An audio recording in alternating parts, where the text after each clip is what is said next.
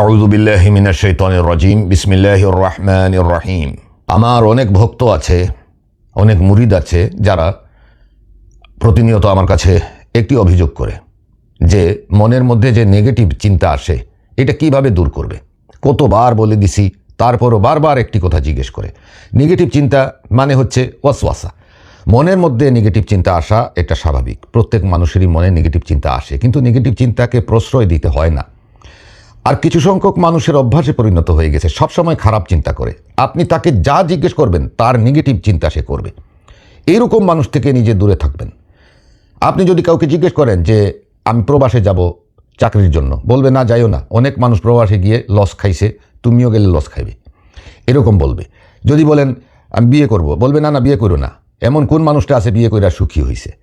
এক কথায় তাকে আপনি যা জিজ্ঞেস করবেন শুধু নেগেটিভ চিন্তা করবে। এমনভাবে তার অন্তরে ওয়াসওয়াসা প্রবেশ করেছে এবং ওয়াসওয়াসা দ্বারা সে নিমজ্জিত হয়ে আছে যে তার মধ্য থেকে আর কোনো পজিটিভ কথা আর আসে না। অতএব সেই সমস্ত মানুষকে আপনি চিহ্নিত করতে পারবেন খুব সহজে এবং তাদের কাছ থেকে আপনি দূরে থাকা উত্তম। আর এই রকমের মানুষ প্রত্যেকটি পরিবারে এক দুইজন থাকে।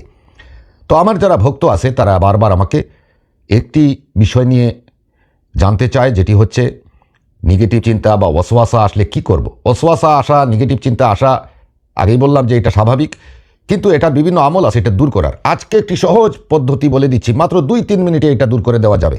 যেই মুহূর্তে খারাপ চিন্তা আসবে সাথে সাথে মনে মনে বলবেন আউযু বিল্লাহি মিনাশ শাইতানির রাজিম। যখনই খারাপ চিন্তা আসবে তখন মনে মনে বলে উঠবেন আউযু বিল্লাহি মিনাশ শাইতানির রাজিম। 3 বার পড়েন এবং বুকে ফুঁক দেন। অনেকে বলবে এটা তো স্বাভাবিক, এটা তো সবসময় পড়ি। না না, সবসময় পড়ি এটা বললে হবে না। এটার মধ্যে রয়েছে এটম বোমা। এটা মস্তিষ্ককে ইনস্ট্যান্টলি ব্রেক তৈরি করে। মস্তিষ্কের মধ্যে যে ওয়াসওয়াসা আসে সেটা ইনস্ট্যান্টলি তাৎক্ষণিকভাবে ভেঙে দেয়। 2 নম্বরে যেটি করবেন, সাথে সাথে 3 বার পাঠ করবেন এই দোয়া, আল্লাহুম্মা লা সাহলা ইল্লা মা জাআলতাহু সাহলা, আল্লাহুম্মা লা সাহলা ইল্লা মা জাআলতাহু সাহলা।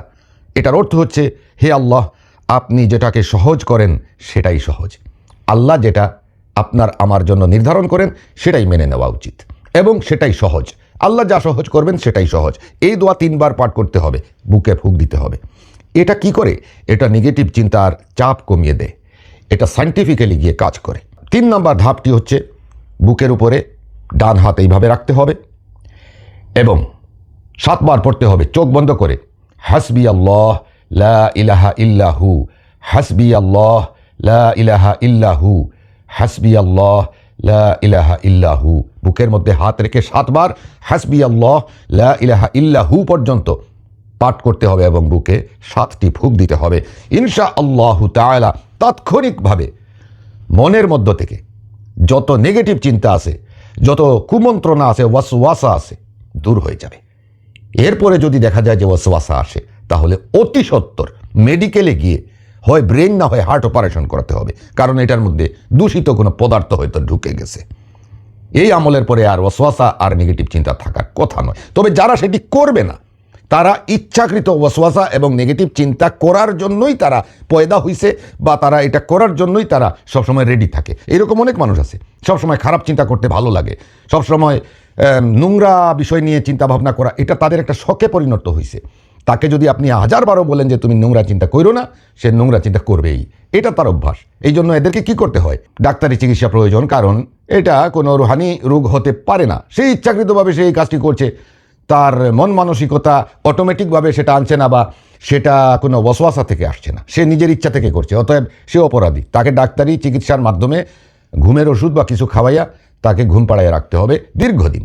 বিশেষ করে যেটা পাগলা হসপিটালে করে থাকে ডাক্তাররা, হাই পোটেন্সি ঘুমের ওষুধের ইনজেক্ট করে দেয় এবং দিনের পর দিন রাতের পর রাত ঘুমিয়ে থাকে, তখন আর চিন্তাও আসে না, আর নেগেটিভ তো দূরের কথা পজিটিভও আসে না। তো ওই ধরনের হওয়া দরকার, এছাড়া আর করার কিছু নাই। আর আমি যেটা বলছি এটা মাত্র 2-3 মিনিটে নেগেটিভ চিন্তা দূর করার একটি গুরুত্বপূর্ণ এবং শক্তিশালী আমল।